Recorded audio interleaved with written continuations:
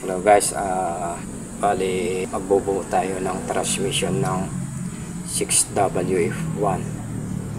Bali ituturo ko muna sa inyo guys kung paano yung function ng transmission, kung paano po yung function niya sa loob, at ituturo ko pa sa inyo yung pangalan ng mga bawat pisa natin. Tara gawin natin.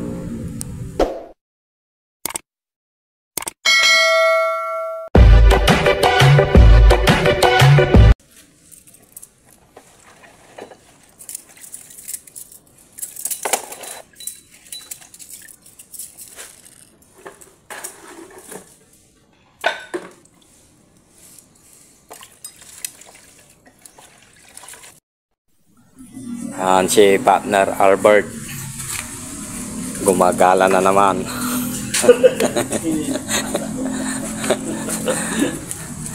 Si partner Marvin ang taga-glilinis, sama natin sa paglilinis. Ayan po guys, malinis na po lahat. Bali dalawang type lang po yung gear natin. Bali itong Primera saka reverse natin, saka idler gear. Bali itong type ng gear ay spar gear type kung tawagin. Mula naman po segunda natin hanggang sa sibinta natin, kung tawagin yan guys, ay helical gear, helical type po yan. Yan po yung mga type ng gear natin dito sa 6WF1 transmission. Bali dalawang klase lang po guys, helical tapos spar gear. At bali ito po yung tinatawag natin guys na output shaft, at ito naman yung tinatawag po na counter gear. At ito naman po guys yung input shaft natin. At bali magpapalit po tayo guys ng dalawang set po ng synchronizer.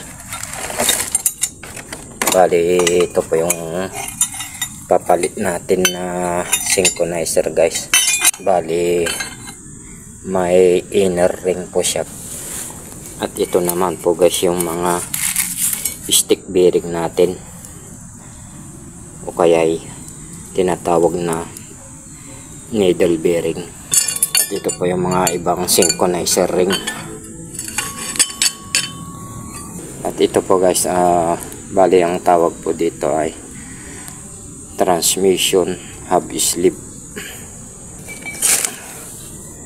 At ito naman yung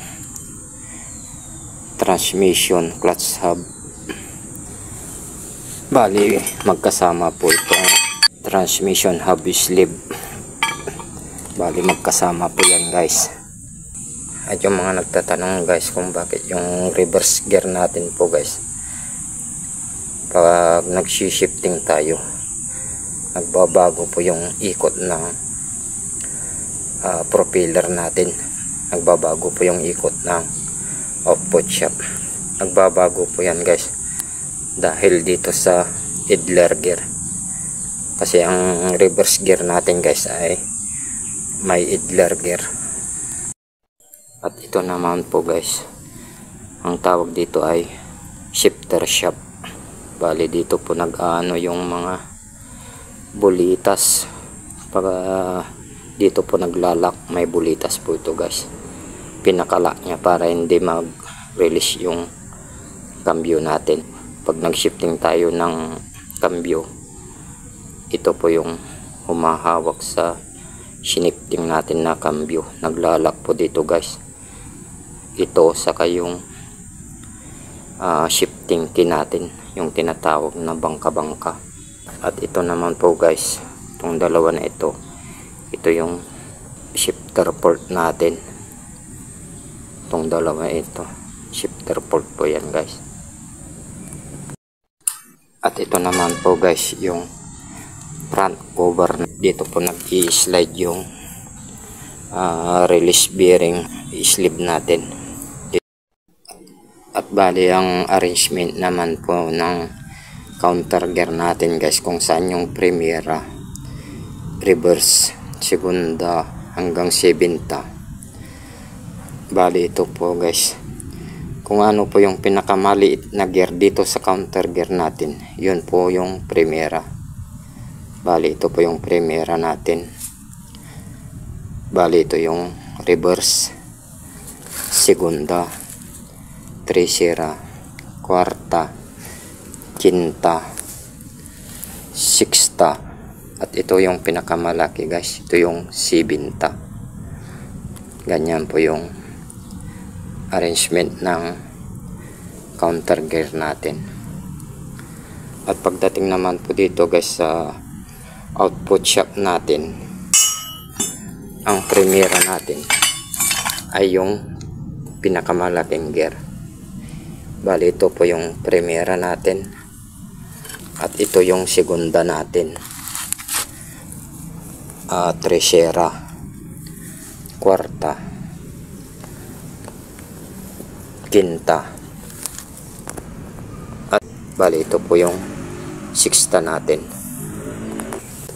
At ang sibinta guys, bali ito po yung sibinta natin, yung pinakamaliit. Ganyan naman po yung arrangement sa output shock natin. Kung ano yung pinakamalaking gear, yun po yung primera natin. At kung ano yung pinakamaliit na gear, yun po yung sibinta natin.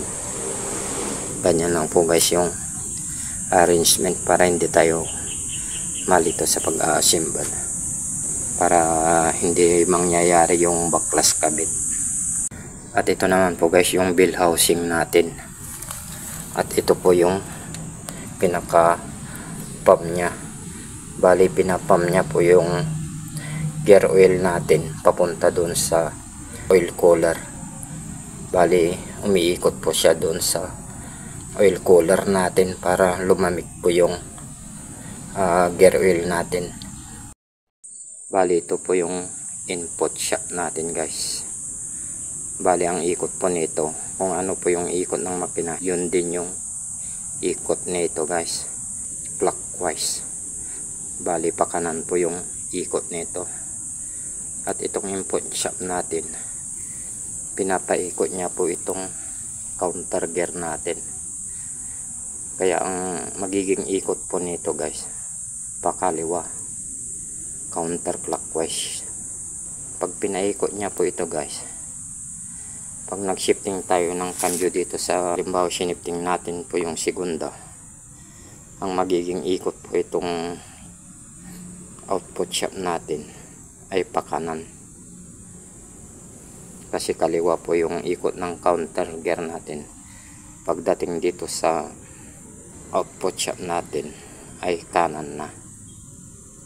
Pero pag ang sinifting natin guys ay yung reverse gear natin, ang magiging ikot po itong output shock natin ay kaliwa na.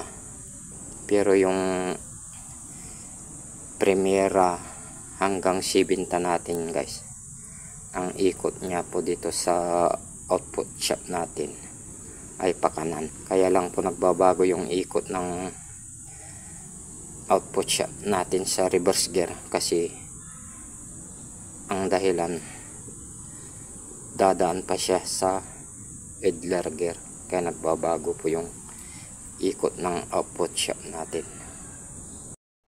Bali ganyan po yung function ng transmission natin guys.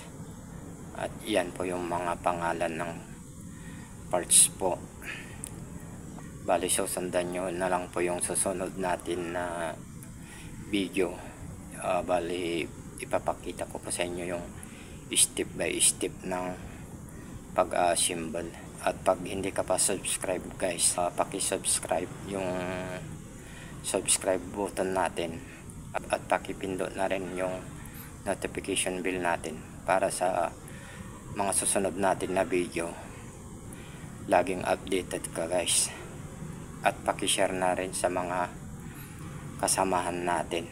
At kung may dagdag katanungan ka guys, mag-comment lang po sa comment section natin. Yun lang po guys.